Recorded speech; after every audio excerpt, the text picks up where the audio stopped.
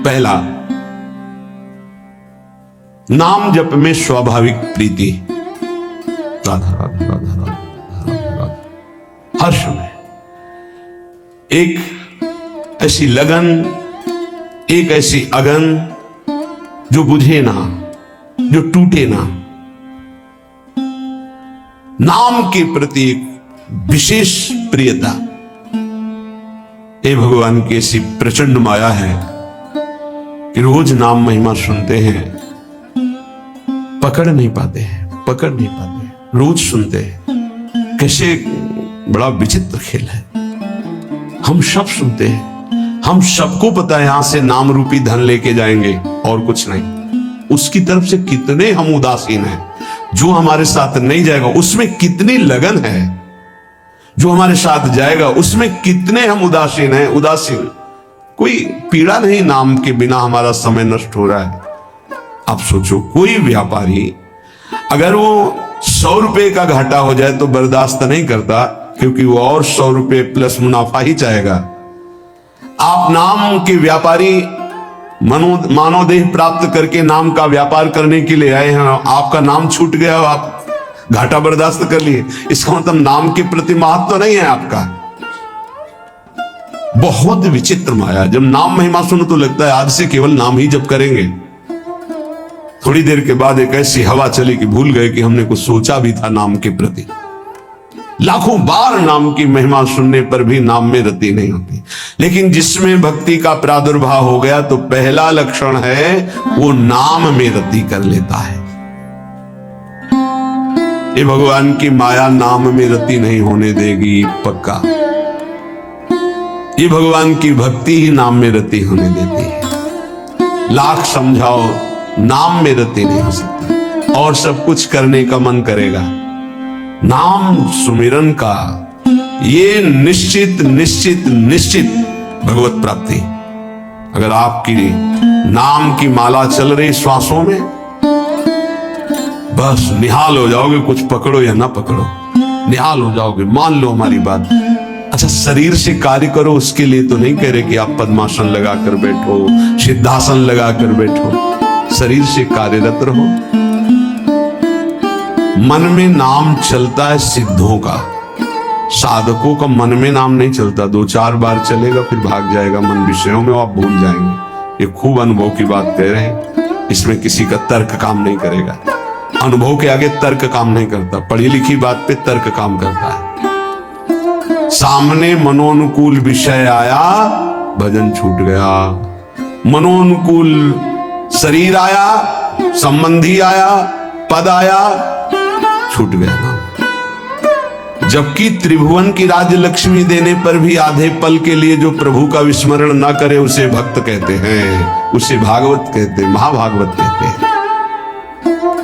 ये 20 लक्षण में सबसे पहला लक्षण है नाम जपने में रुचि, स्वाद आ जाता है। स्वाद, ऐसा स्वाद आता है कि रातों जग जग करके उपासक नाम जप करता है। भोजन पाने में डरता है, नाम न छूट जाए।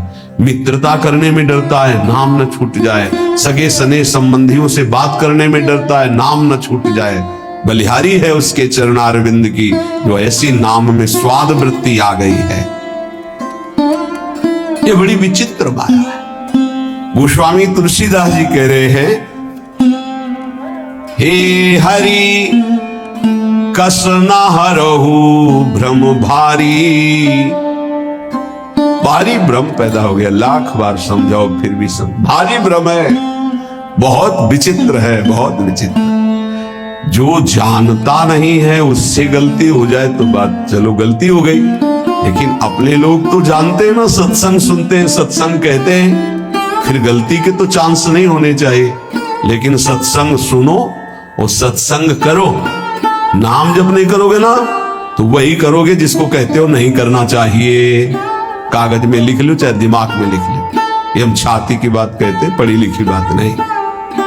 भजन नहीं है तो बोलते रहो त्याग वैराग्य की बातें, सुनाते रहो, तालियां पिटती रहेंगी, लेकिन माया तुम्हें पीटती रहेगी। भजन है कुछ बोलना आता हो ना आता हो, सीधे भगवान से तुम्हारा संबंध हो, जो है वही प्रकाशित हो जाएगा। एक अद्भुत आनंद। जब निज सुख प्रकट होता है तो मन भोगों में नहीं जाता। निज सुख बिन मन होई कि थीरा। यद्यपि मृषा सत्य भाषे, जब लगी नहीं कृपा तुम्हारी। हे हरि कस न हरहु भ्रम भारी। मेरे स्वामी, संसार को सत्य और सुख रूप मान करके आपको भूल जाता हो, भारी भ्रम है, बहुत भ्रम। आप देख लीजिए, देख लीजिए, आपके अनुकूल भोग केवल होना चाहिए, चाहे आंख का हो, चाहे कान का हो, चाहे नाक का हो, चाहे भोग का हो, चाहे किसी। प्रभु की याद नहीं आएगी। देख लेना क्या गजब का आकर्षण है। हर भोग में इतनी सामर्थ्य कि प्रभु को भुलवा दे। गजब की। तो धन्य है वो भक्त जो ऐसी परिस्थिति में राधा राधा राधा राधा। कई बार हमने कहा है कि आप किसी भी भोग का वास्तविक सुख देखना चाहते हैं तो ठीक जब आप भोग रहे हैं, चाहे रसेंद्री का हो, जनेंद्री का हो, नेत्रेंद्री का हो, घ्राणेंद्री का हो, उस समय आप नाम में चित्त लगा दीजिए, राधा राधा। फिर सुख मिले तो हमको बता देना। जब नाम भूले और उसमें एकाग्र हुए तो आपकी एकाग्रता और कामना के कारण आपको सुख दिखाई देता है, अन्यथा नहीं। प्रभु यद्यपि मृषा, बहुत झूठा सुख है, तो सत्य भाषा है, सत्य लग रहा है। नाथ कृपा कर दो, इस भ्रम को हटा दो, आपकी कृपा से ही हटेगा। अर्थ अविद्यमान जानियो, संस्कृति नहीं जाए गोसाई। बिन बांधे निज हठ सठ परवश, पर्यो कीर की नाई।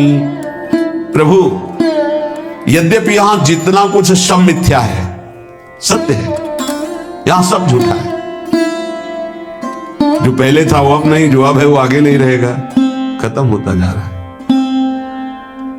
वो शरीर गए जिनको मां पिता कहते थे, गए हो। उनके मां पिता गए, ये जाने को तैयार है।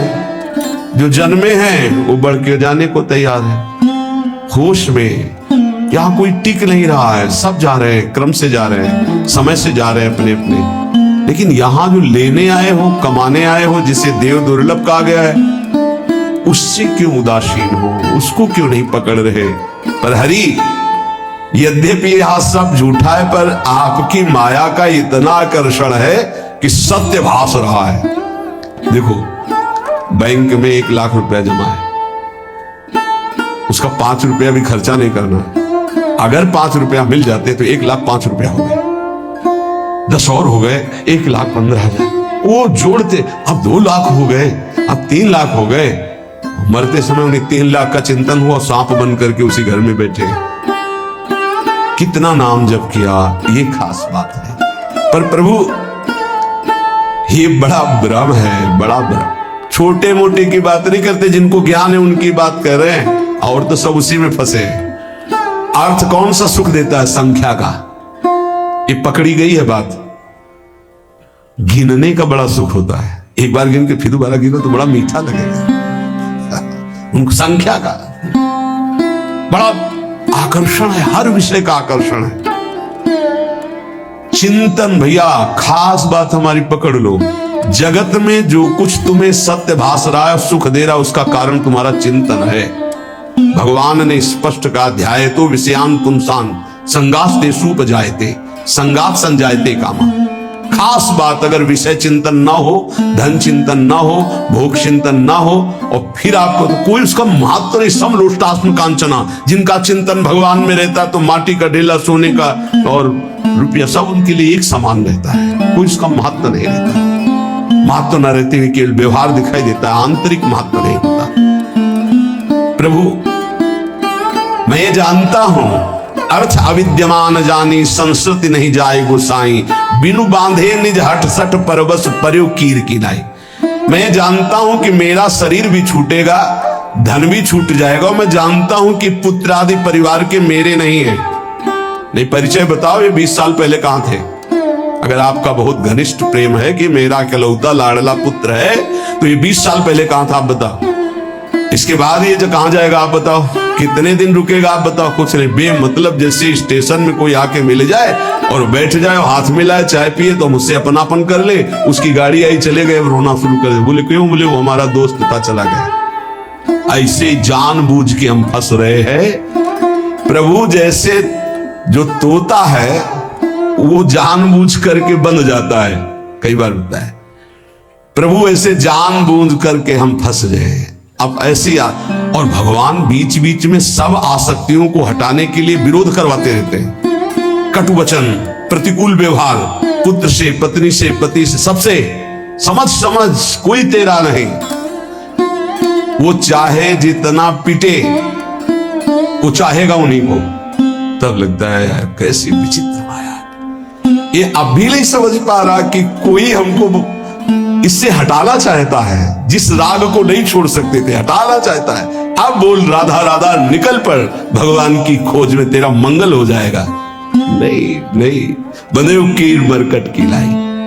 सपने व्याधि विविध बाधा, जन्म मृत्यु उपस्थित आई। वैद अनेक उपाय करे, जागे बिनु पीर न जाई।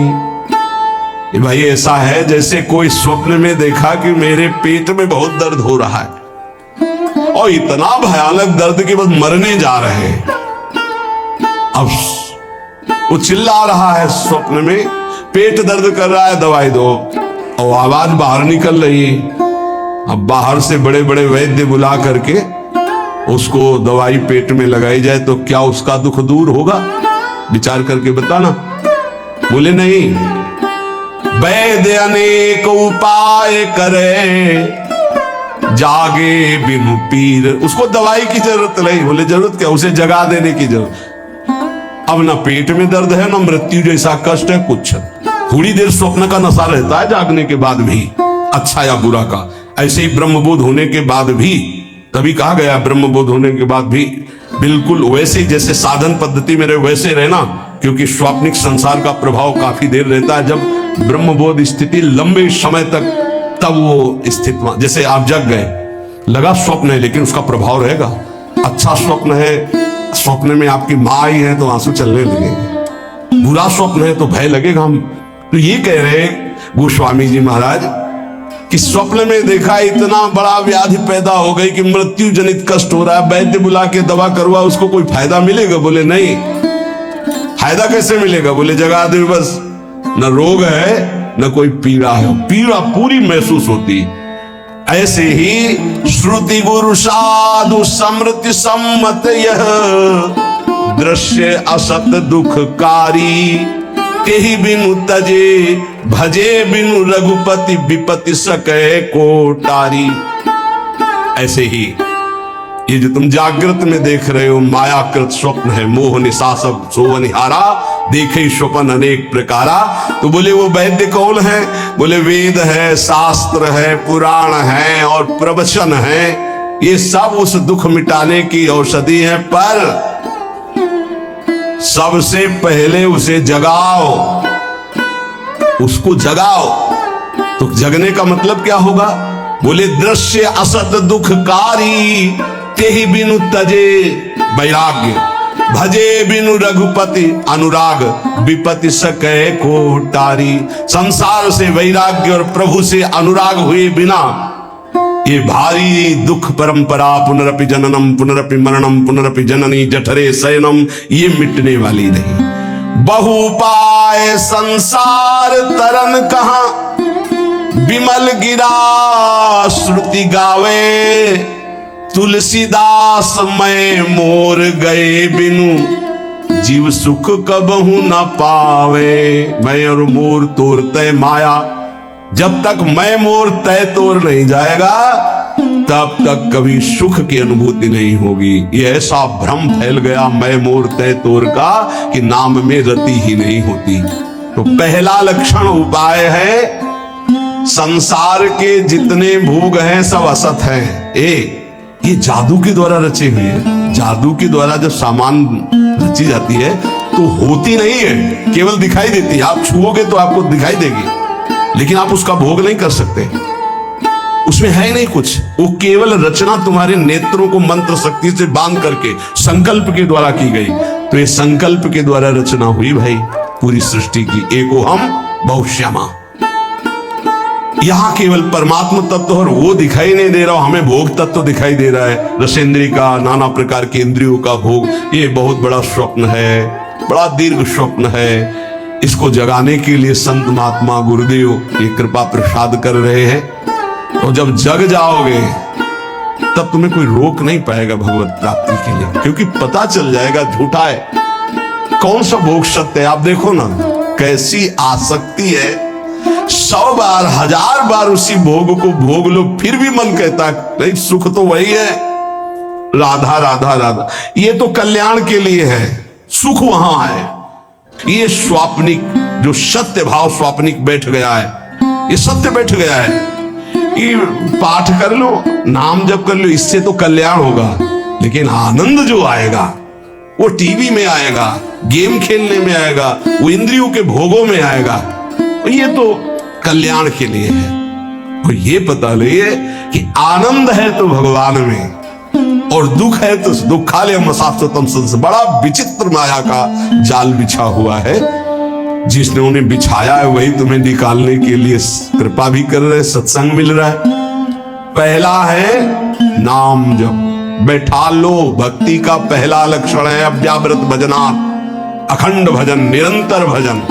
भजन नहीं है तो भक्ति की पहली सीढ़ी ही नहीं तुम्हारे, तो फिर महल पर कैसे पहुंच जाओगे। पहला लक्षण राधा राधा राधा राधा, खूब नाम जप। दूसरा लक्षण, उस भक्त की जिह्वा से कभी भी किसी की निंदा नहीं निकल सकती। इनको अपने जीवन में स्वाध्याय के रूप में रखकर आचरण में उतारना चाहिए। कभी भूल कर किसी की निंदा मत करो, नहीं आपका भजन करने का भाव नष्ट हो जाएगा और भजन नष्ट हो जाएगा। तीसरा,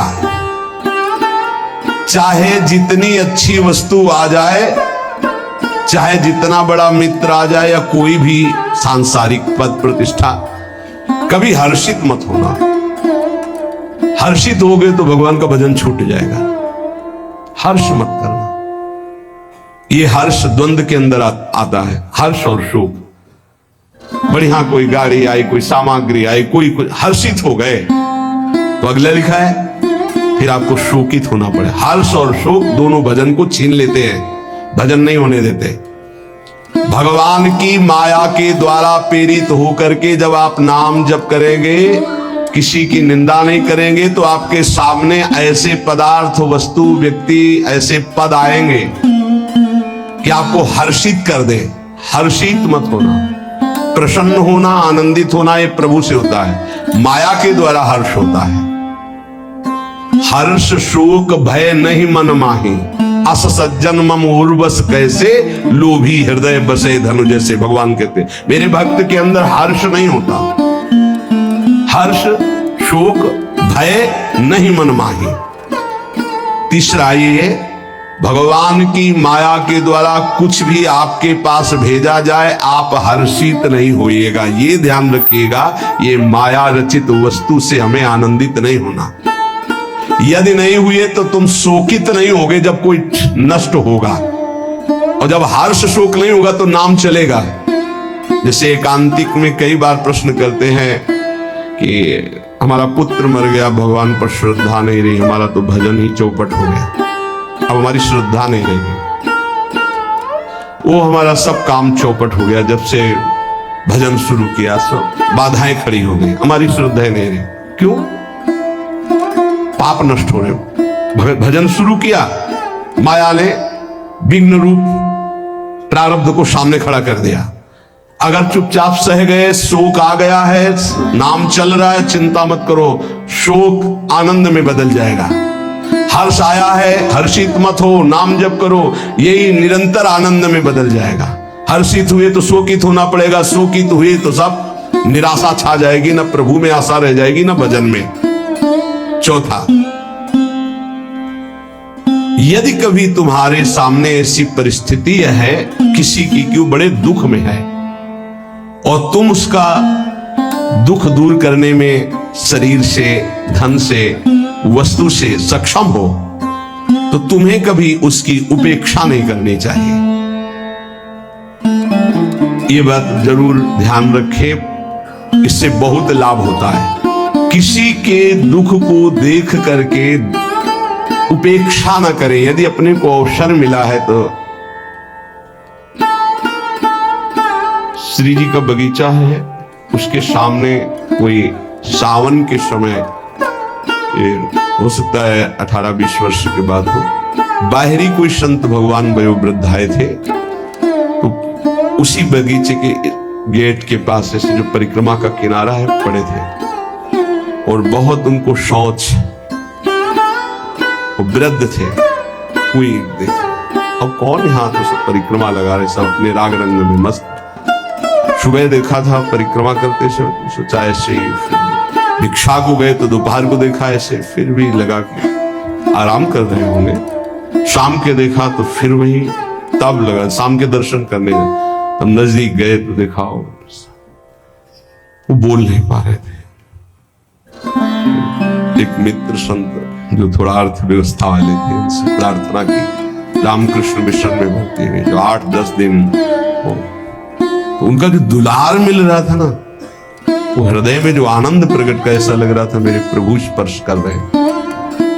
हमारे पास सामर्थ्य नहीं है तो शरीर से, व्यवहार से, बुद्धि से, अगर अर्थव्यवस्था है तो अर्थ भी लगा करके, प्राप्त सेवा का त्याग करने से भजन में हानि हो जाती है। प्राप्त सेवा, अगर कोई पशु पक्षी मनुष्य ऐसा है जिसके सानिध्य को भगवान ने दिलाया, जैसे पूज्य भाई जी से हनुमान प्रसाद पोद्दार जी महाराज, एक वयोवृद्ध टीबी के रोग के जिनको घर वालों ने निकाल दिया था, वैसे रोड के किनारे बहुत ही बुरी दशा थी।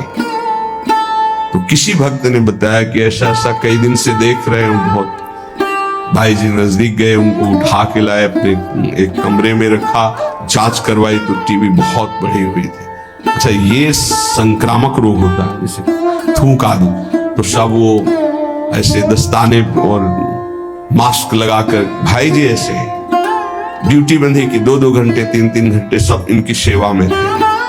अपरिचित, रोग ग्रसित, अनाथ, प्राप्त सेवा ये भगवत स्वरूप है।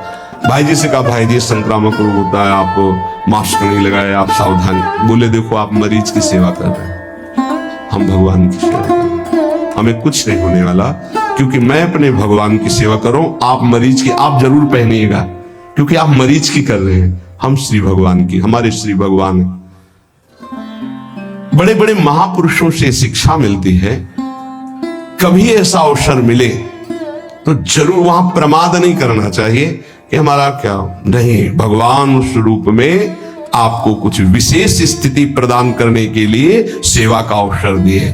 ये चौथा, प्राप्त सेवा का कभी त्याग ना करें। जैसे 1-2 बार ऐसा हुआ है कि कई दिन से भूखे हैं बाबा, कहीं मिलेगा क्या, कहीं भोजन की व्यवस्था है क्या?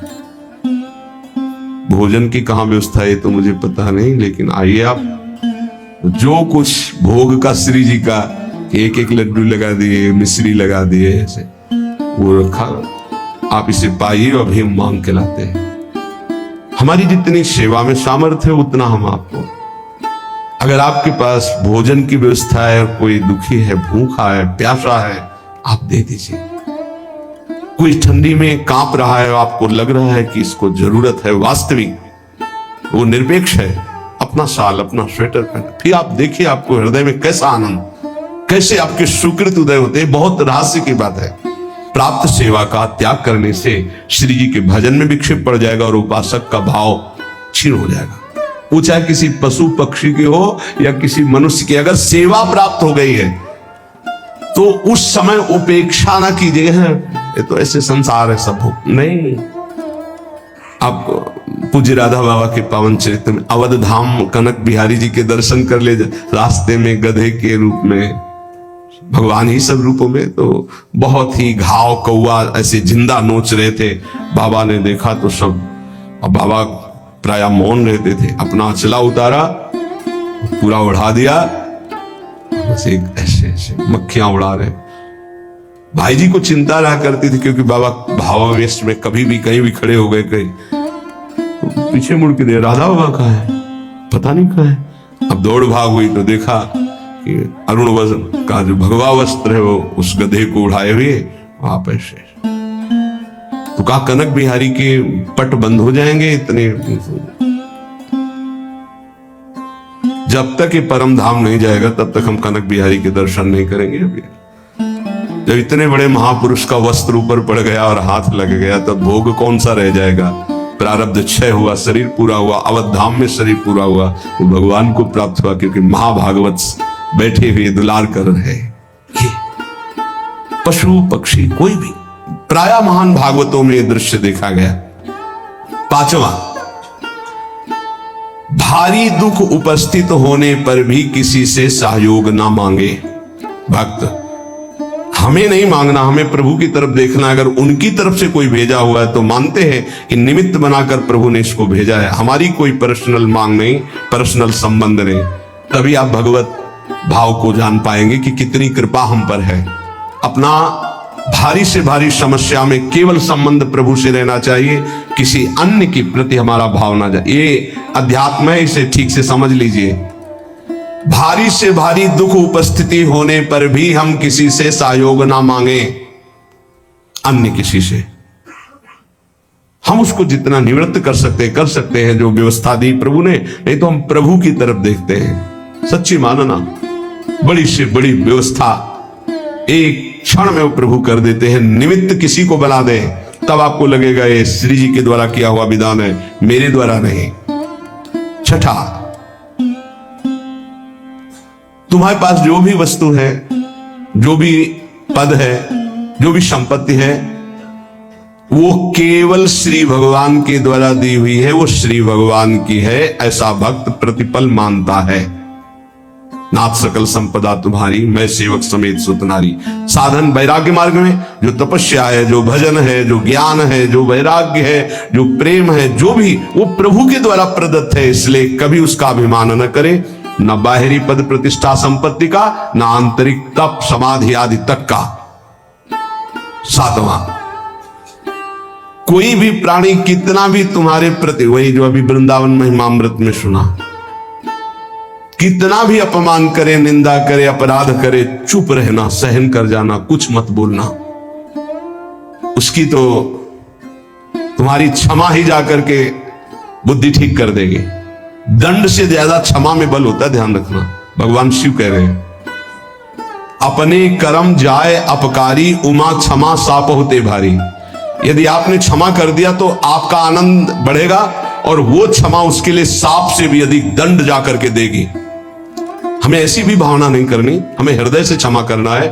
पर वो अपकार करने वाला अपने आप जलेगा, अपने आप नष्ट होगा, आपको क्षमा ही करना। जैसे किसी की सोच है कि अगर उसे क्षमा कर दिया तो बढ़ता चला जाएगा, नहीं, ये क्षमा ही अस्त्र है, उसको जाकर के परास्त करेगी, उसके हृदय को, उसकी बुद्धि को ऐसी जगह गिराएगी, उठ नहीं पाएगा।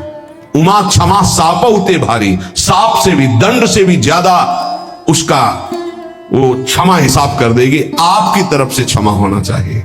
ये संत, ये भक्त, ये वैष्णव जनों का बल होता है, क्षमा एक बल है। आठवां, अपने गृह कार्य करते हुए या अपने साधन कार्य करते हुए बुद्धि को चंचल ना होने दे, अपने साधन पे रखे, अर्थात नाम जप चलना चाहिए। कार्य करते हुए, अपने साधन कार्य को करते हुए बुद्धि को चंचल ना होने दे, उसे अपने लक्ष्य में रखिए, अपने आराध्य देव में रखिए, श्यामा श्याम में रखिए। नवा, मृदु भाषण कीजिए, कभी कठोर भाषण, उद्दंडता पूर्वक ऐसे शब्द न निकल जाए कि किसी के हृदय में चोट पहुंच जाए, किसी का हृदय दुखी हो जाए, ऐसा नहीं बोलते। बहुत संभाल के भक्त को बोलना चाहिए। आपकी वाणी नाम जप करती है, इसलिए कोई ऐसे शब्द ना निकले, बहुत भूल हो जाती। कभी कभी ऐसे शब्द निकल जाते हैं जिनको फिर बाद में बड़ा पश्चाताप होता है। यद्यपि हितकर भावना से ही निकलते हैं, पर वो नहीं निकलने चाहिए, क्योंकि भजन करते हो सत्य हो जाएगा उसके ऊपर। मान लो धामवास करते हो, भजन करते हो, आपने शासन के लिए ही बोल दिया कि भोगोगे दुर्गति हो जाएगी, मान लो, नहीं बोलना है तो भाई ऐसे चलने से ऐसा होता है, ऐसे चलने से ऐसा होता, बस भोगोगे दुर्गति हो जाएगी, समझ नहीं पा रहे आप, सीधे उसको दंड विधान दे रहे हो, ऐसी गलती हो जाती है। आप जितना भजन करते हैं वो भजन कोई साधारण नहीं, आप जो राधा राधा बोलते हैं मधुर भाषी रहिए, किसी को ऐसा ना निकल जाए कि उसको दंड भोगना पड़े तो आपका भजन क्षीण हो जाएगा। प्रार्थना करते हैं कि आपके पास अगर भजन है तो कभी किसी को दंड विधान मत सोचना, नहीं लागू हो जाएगा, आपका भजन क्षीण हो जाएगा। इसमें पक्का आज नहीं तो कल पक्का लागू हो जाएगा, क्योंकि भजन है। भजन नहीं तो ऐसे फालतू कहने वालों का नहीं लगता, लेकिन भजन है तो लागू हो जाएगा, पक्का लागू हो जाएगा। बहुत डरना चाहिए भजन करने वालों से, कहीं हमसे त्रुटि हो जाए कुछ ऐसा। संतों के वचन मंगल के लिए होते, भगवत प्राप्ति के लिए होते, ब्रह्म प्राप्ति के लिए होते। कहीं हमारे द्वारा कुछ ऐसे शब्द ना निकल जाए जो किसी को कष्ट प्रदान करने वाले हो। बहुत संभल के, क्योंकि भजन करते हो, पक्का लागू हो जाएगा। यदि नाम जप कर रहे हो पक्का लागू हो जाएगा, पर आपका भजन क्षीण हो जाएगा। जैसा आप संकल्प करेंगे वैसे ही आपकी दशा होगी, ध्यान रखना। यदि हम संकल्प करते हैं दूसरों का मंगल हो तो हमारा मंगल हो जाएगा, हम दूसरों का मंगल हो तो हमारा मंगल हो जाएगा, पक्का हो जाएगा। 10वां, गंदी भाषा का प्रयोग, अश्लील भाषा, ये नाम जापक की जिह्वा से नहीं होना चाहिए। गाली गलौज, ये सब गंदी बातें, ये सब नहीं, हंसी मजाक में गंदी बातें, ये सब नाम जापक की जिह्वा पे नहीं होनी चाहिए। कहा जो कोई भी व्यसन करता है, कोई भी व्यसन, उसका नाम सिद्ध नहीं हो सकता, उसका भजन सिद्ध। देखो जो सिद्ध पुरुष हैं उनकी नकल नहीं करनी चाहिए। जो भगवत प्राप्त हैं, जिनका भजन निरंतर चलता है, उनकी नकल नहीं करनी चाहिए, उनका आचरण अनुसरण नहीं करना। वो जो उपदेश से उनका आचरण मिले, ऐसा शास्त्र आज्ञा करते। कोई भी व्यसन साधक अगर करेगा, अश्लील संभाषण बोलेगा, तो नाम कैसे सिद्ध हो पाएगा। 10वां यही कि अश्लील शब्द ना बोले, कोई व्यसन न करे। 11वां, किसी की चुगली न करे। ये प्राय चतुर साधकों में नहीं होता है। रामाई भजन्ते चतुर नर, जो विवेकहीन है उनके द्वारा ये गलती ज्यादा हो जाती। चुगली, ये बहुत जल्दी सुकृत नष्ट हो जाते हैं। सुना, वो ये उनके लिए ये कह रहे थे ऐसा ही है क्या, और वो ऐसा है, वो ये प्रपंच साधकों में नहीं होना चाहिए। किसी की वार्ता नहीं करनी, करनी तो श्यामा श्याम की। 12वां, किसी भी तरह की सांसारिक चर्चाओं का कोई स्थान नहीं होना चाहिए। सांसारिक चर्चा, समाचार पत्र पढ़े, समाचार सुने या किसी की बात, वो व्यर्थ का कोई भी भाषण उपासक के जिह्वा में नहीं होना चाहिए। भाई अगर आपको नेता बनना है, राजपदों पर राष्ट्र सेवा करनी, तो जरूर समाचार सुनिए। कौन सी पार्टी कितनी प्रबल हो रही है आप देखिएगा, कौन सी क्या व्यवस्था हो रही है, कौन सा आंदोलन चल रहा है, किसकी क्या मांग है, ये तो आप देख लीजिएगा, क्योंकि आपको नेता बनना है, आपको राष्ट्र सेवा।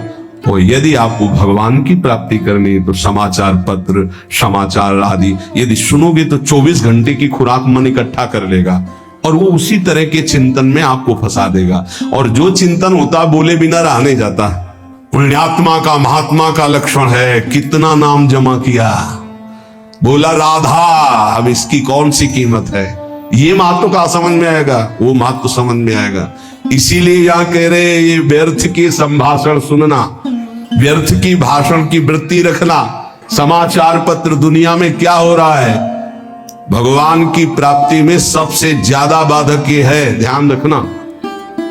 फिर चित्त वृत्ति वहीं लगती है। वो आजकल भगवान की माया के द्वारा कृपा हुई है कि मोबाइल सबके पास है, सर्च करो, संसार को देखो। बचो भाई, अगर भक्ति का रंग बिल्कुल अपनी भक्ति फीकी लगने लगेगी। जब इन बातों को सुनोगे, इन बातों को देखोगे, तो आपको अपनी भक्ति फीकी लगने लगेगी। हाँ, लगने लगेगा। माया बहुत प्रचंड है, तभी तो बड़े बड़े त्राहिमाम बोलते हैं इस माया के आगे। ऐसे ऐसे महान भागवत हुए, ऐसे रोटी मांगी 2 टुकड़े मिले, ऐसे चबाया, रात दिन भजन कर रहे हैं। क्या मिला उनको? अनंत कोटि ब्रह्मांडों का ईश्वर उसके अधीन हो गया। अब आप थोड़ा सा विचार करो, भारत में कितना रुपया होगा? ऐसे कितने बड़े बड़े देश हैं जो इससे भी ज्यादा समृद्ध और धनशाली, अमेरिका, सब जगह कितना रुपया, सोना चांदी जो उखड़ आया है बाहर, कितना दबा है, कितना ऐसा विश्व में है। और ये जितना सब कुछ है धनाध्यक्ष कुबेर के कोने के बराबर नहीं है। और धनाध्यक्ष कुबेर के पास जितना, वो लक्ष्मी जी के एक चरण चिन्ह में विराजमान है। और लक्ष्मी जी भगवान नारायण के चरणों को सहलाती रहती है। भगवान अर्ध निमीलित नेत्रों में उनकी तरफ देखते भी नहीं। अब आप विचार करो, ऐसे भगवान की आप आराधना कर रहे हो, आपको संसारिक रुपया पैसा महत्व जाग जाए तो हानि नहीं हो गई? जैसे वमन को देख करके घृणा पैदा होती है, ऐसी बातों को सुन करके घृणा पैदा होना चाहिए, लेकिन संसारिक महत्व जागृत हो जाएगा। उपासक को चाहिए कि ये सब बातें कभी ना सुने, बड़ा प्रभाव होता है। कुल्ल जी अल्लाह जी का चरित्र सुना, उसमें जो छोटे भाई थे जन्म से वैरागी हुए, लेकिन जब जवान थे एक जंगल में पड़े हुए थे, विश्राम कर रहे थे, तो वहीं आकर के राजकुमार की पूरी सवारी, अब वहां बहुत सी नृत्यांगनाओं, सब राज सुख पड़े पड़े देखते रहे। उनके मन में आया कि बचपन से भगवान का भजन कर रहे हैं, यार सुखी जीवन तो यही है। समय समय पर सब सेवाएं अप्सराएं नाच रही, विविध प्रकार के। मन में छा गई वासना की यार सुख तो राजकुमार को ही है। इस जन्म में राजकुमार से ही मित्रता हुई, साथ ही उनको दूसरा जन्म लेना पड़ा, और वैसे ही भोग सामग्री वैसे ही। ये तो कहो भगवान का भजन कर रहे थे तो उनके भाई बड़े भजनानंदी निकले, जिससे उनके हृदय में पुनः भक्ति जागृत हो गई।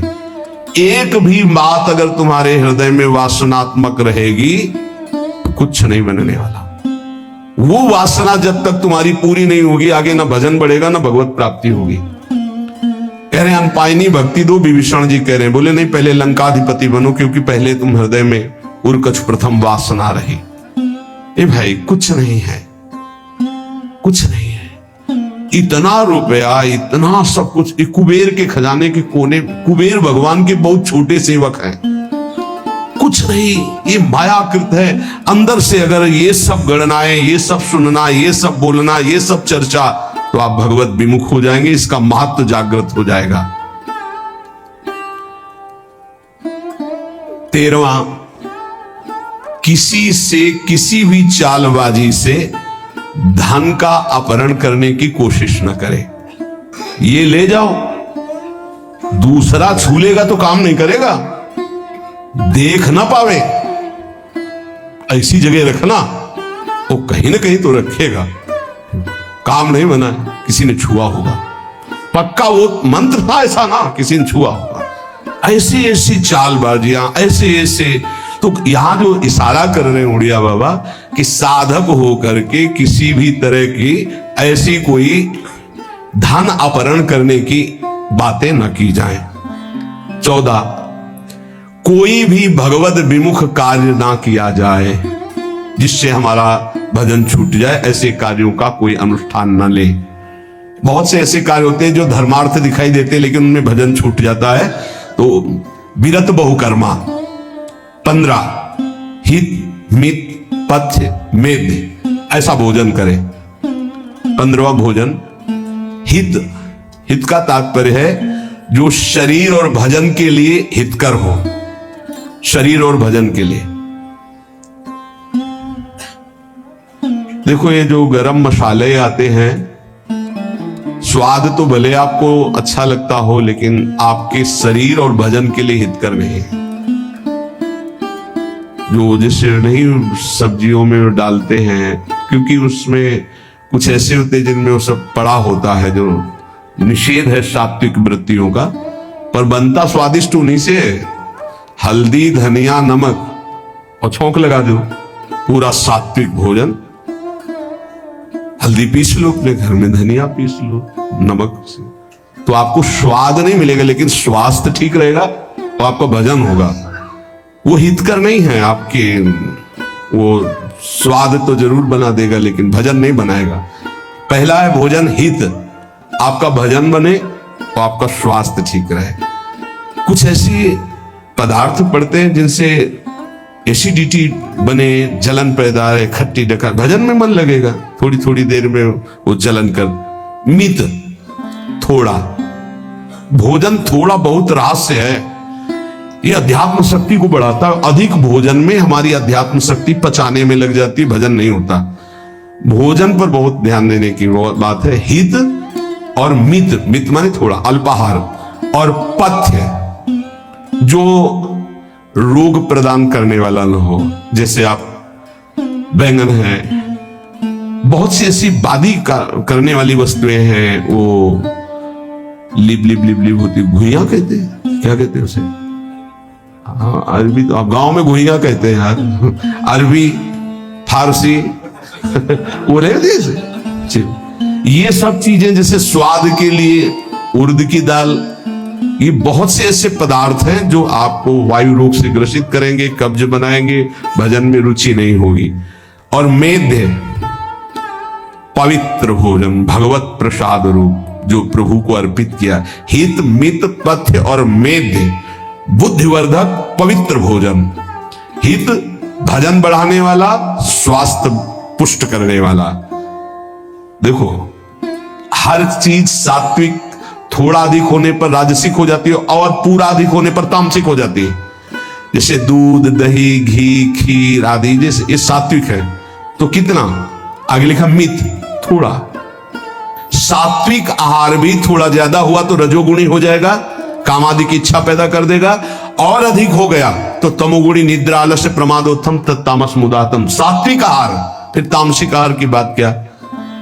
16वां, अपने विचार को कभी भी किसी के आगे मत बताओ। जो आपका निरंतर भजन चल रहा है, जो भजन की अनुभूतियां हैं, जो आपकी दिव्यता है, किसी के आगे मत बोलो। 17वां, ये सब आने पर भी गुरु कृपा समझो, कभी अभिमान ना करो। हमारे अंदर जो दिव्यता आ रही है वो गुरु कृपा से आ रही है, साधन तो एक निमित्त मात्र है, कभी अभिमान न करें। 18वां, सदैव चाहे वो कल वैष्णव हुआ हो, ये नहीं देखना कि हम तो 25 वर्ष से वैष्णव, 50 वर्ष से, अगर कल वो दीक्षा ली है, वैष्णव चिन्ह धारण किए हैं, तो हाथ जोड़कर उसको प्रणाम कर। ये शालिग्राम भगवान आज विराजमान किए गए हो या 1000 वर्ष से पूजित आ रहे हो, उसमें कोई अंतर है क्या? तो आज वैष्णव बना है, चाहे 1000 वर्ष से वैष्णव पद्धति चलेगा, तो हमको नमस्कार उस वैष्णव वेश को, वैष्णव चिन्ह को करना है। एक बार मधुकर शाह की यही परीक्षा लेने के लिए नगर वालों ने उपहास किया। एक गधा को नाम का दुपट्टा उड़ाया जिसमें नाम लिखा हुआ था, और तुलसी की मोटी माला डाली और 12 तिलक लगाए, और जब वो ठाकुर जी की सेवा करके निकले तो बाहर ही तो वो लोग खड़े थे देखने के लिए कि आप क्या करेंगे, ये वैष्णव जनों को प्रणाम करते। तो साष्टांग दंडवत किया, परिक्रमा की, तो लोग उपहास करने लगे। तो उनका अहोभाग्य मेरी भक्ति का चमत्कार कि मेरे राज्य का गधा भी वैष्णव है, और साष्टांग दंडवत कर, उनको क्या पता चले कि किस कोटि के महापुरुष मधुकर शाह जी। तो उपासक को चाहिए कि छोटे से भी छोटे वैष्णव भगवान को वैसे ही आदर करे जैसे बड़े महापुरुषों। हमारी दृष्टि वैष्णव पर, किसी वैष्णव पर दृष्टि गई तो ऐसे होना चाहिए। सब देखो पूज्य महाजन जैसा करते, गुरुदेव भगवान के सामने ही सब हमारे गुरु भाई बैठे थे, शिष्यजन सरकार पंचांग प्रणाम करते हैं। क्या है, किसको प्रणाम? जो मंत्र है, हाँ वो मंत्र आचार्य के द्वारा मिला हो वही इनके, ये समान भाव से पूज्य हो गए। ऐसे भाव से पूजन। पूज्य श्री चंद्रशेखर बाबा की एक घटना उनके शिष्य बता रहे थे कि एक दिन बाबा के चरण पादुका में छू गए शिष्य की, तो बाबा बैठ करके पादुका को, अरे बाबा मार दिया ये तो हमारी पादुका। बोले नहीं, इसमें वैष्णव चरण पड़ते हैं, वैष्णव चरण पादुका है। उस महापुरुषों की चेष्टाओं से पता चलता है कि वैष्णव का कितना आदर किया जाता है। तो चाहे कल वैष्णव हुआ हो, वो वैष्णव चिन्हों से चिन्हित है, उसका आदर, उसका सम्मान मानो प्रभु को प्रसन्न करना है। 19वां, अपना भागवतिक गुण छुपा करके दैन्य भाव दिखावे। सब कलाओं में प्रवीण महान विद्वान होते हुए भी दूसरे की सरल भाषा से कही हुई बात सुने चुपचाप, अपने को कि हमें सब आता है, विद्वान है, अपने गुणों को प्रकाशित न करे, अपने गुणों को छुपाकर दैन्य रहे। आखिरी में जब भगवत प्रेरणा होती तब वो बोलते हैं, जैसे जड़ भरत जी, जब रघुगण को अधिकारी पाया तो उपदेश दे दिया, नहीं तो सब उनको पागल ही समझते थे। 20वां, यदि भगवत प्राप्ति करनी है तो बाहरी कोई ऐसा श्रृंगार न करें जो रजोगुणी कामवर्धक होता है। अब अगर साधक हो के उपदेशक होकर भगवत मार्ग का उपदेश देने के लिए यदि गाल चमकाना पड़े किसी पदार्थ से, अरे भाई ब्रह्मचर्य रहो, खूब नाम जप करो तो अपने आप चमकने लगेगा। शरीर स्वस्थ हो और ब्रह्मचर्य रहे और नाम जप करे तो अपने आप मुख प्रसन्न तन तेज विराजा। आजकल किसी किसी के बहुत चमकते हैं, वो लगा करके, चिकनाहट लगा करके, तो तुम खुद ही रजोगुणी लगाए हो तो कैसे उपदेश काम करेगा।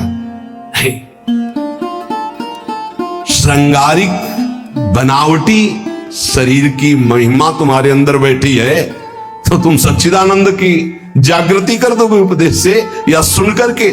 नहीं, बिल्कुल नहीं। रज लगाओ, 12 तिलक लगाओ, कंठी धारण करो, नाम जप करो, भगवद आश्रित रहो, ये सब ठीक नहीं है।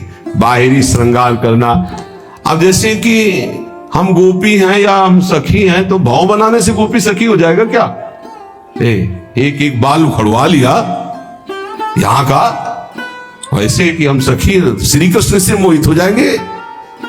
अरे कोटि मनमथ मनमथाओ, भाव से मोहित होते हैं। देखो हमारे गोपी भावापन्न महापुरुषों के चरित्र पढ़ के देखो। कौपिन, एक मार्किन, टाट बिछा हुआ, श्री कृष्ण के संग रास में खेल रहे, बाहर से ऐसे उदासीन। ये बाहरी श्रृंगार, स्नू पाउडर, दुनिया की लाली लिपस्टिक लगा के श्री कृष्ण को नहीं रिझाया जाता। ये सखी और गोपी इनसे नहीं बना जाता। ये बवाल है रजोगुण का। इससे श्री कृष्ण, जानते श्री कृष्ण की कौन सा श्रृंगार होता है? स्थूल सूक्ष्म कारण तीनों शरीरों का त्यागी हो, अखंड चिंतन में, अनुराग में, जब रुदु सुस्वरम राजन कृष्ण दर्शन लालसा, वो भाव है, वो स्थिति है, गोपी स्थिति। जैसे देखो मुख्यमंत्री पद, प्रधानमंत्री पद, राष्ट्रपति पद, देवराजेंद्र पद, प्रजापति पद, परमेष्ठी पद, ऐसे ही ये पद है। शांत पद, दास्य जो भाव पद, वो सखा भाव पद, ये वात्सल्य भाव पद, ये गोपी भाव पद, ये सहचरी भाव पद। सहचरी पद पावे, पद पावे आता है ना, पद माने ये सबसे बड़ा, परम पद से भी बड़ा पद है। इसको यहां घसीट लाए दे भाव में, यही तो दुर्दशा हो जाती है उपासक की। देह भाव में और गोपी भाव। अरे जहां शिव को भी भाव देह धारण करनी पड़ी, आप क्या समझते हो? वहां शिव जी ने जटाओं के ऊपर चुनरी डाल ली, सच्चिदानंद तत्काल तन्मय हुए गोपी भाव में और गोपी बनकर अंदर गए। अब वो तो दिखाने के लिए बाहर से हमारे आप भाव के लिए चुनरी उड़ा दी गई कि ऐसे शिव जी गए थे। सच्चिदानंद शिव है, तत्काल भाव किया और उसी भाव देह को प्राप्त होकर तब प्रवेश पाया स्वामिनी जी की कृपा से। इसलिए कह रहे कि ये भक्त को बाहरी बनावटी बचो। दो ही पद्धतियां हैं बैरागी की, या तो पूरा मुड़वा ले या पूरा ऐसे। बीच वाला तो हमने आज तक कभी नहीं देखा किसी भी संप्रदाय में। ये गृहस्थी में, प्रवचन में, उसमें हो सकता है, लेकिन विरक्त में नहीं हो सकता। विरक्ति की दो ही पद्धति हैं, या तो भद्र और या तो फिर उसे सदवई भाषा में कहते हैं झंडे या मुंडे। झंडे कहते हैं पूरा इसे रखवा लेना, मुंडे माने मुंडन करवा लेना। ये श्रृंगार भागवती श्री जी के चरण चिन्ह का निर्माण, रज लगी चरण रज और उनका प्रसादी चंदन, 12 तिलक कंठी है अपना सुन। ये सांसारिक श्रृंगार किसके लिए भैया? किसको रिझाना है? प्रिया प्रीतम को रिझाना है। ऐसे रज लो, वैसे लगाओ पूरे में। राधा राधा राधा राधा राधा। यदि भगवत प्राप्ति करनी भाई, और कुछ प्राप्ति करनी हो तो फिर क्षमा कीजिएगा, यह सत्संग केवल भगवत प्राप्ति के लिए। 20वां,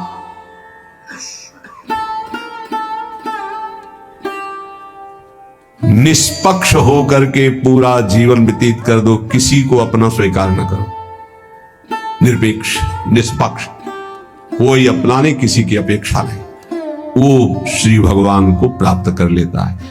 ये 20 महान सद्गुण भक्त में जागृत हो जाते हैं। अगर ये याद न रहे तो एक बात याद कर लो, राधा राधा राधा, सब आ जाएंगे, अपने आप सब आ जाएंगे। धैर्य पूर्वक हमारी प्रार्थना मान लीजिए, मनुष्य जीवन का परम लाभ जितना नाम इकट्ठा कर लो, ये तुम्हारे बाद में काम में आएगा। अभी इसको खर्चा मत करना, ना रोग में, न संकट में, न विपत्ति में, ये तुम्हें निहाल कर देगा। अभी तुम्हारी समझ ठीक नहीं है, इसलिए संसार की ये हर वस्तु, व्यक्ति, स्थान प्रिय लगते हैं और नाम प्रिय नहीं लगता। लेकिन बात मान लो, ये नाम तुम्हारा लोक परलोक सब कुछ संभाल देगा। इह परलोक सकल सुख पावत मेरी सो भैया कृष्ण गुण संचु। खूब नाम जप करो, एक एक मिनट जीवन का व्यर्थ मत जाने दो। जैसी भी परिस्थिति है उससे लड़ना सीखो, भागना नहीं। नाम के जप से दुख को सहो, नाम के जप से सुख को सहो। सुख में फूलो मत, दुख में भूलो मत, राधा राधा राधा तो निहाल हो जाओगे।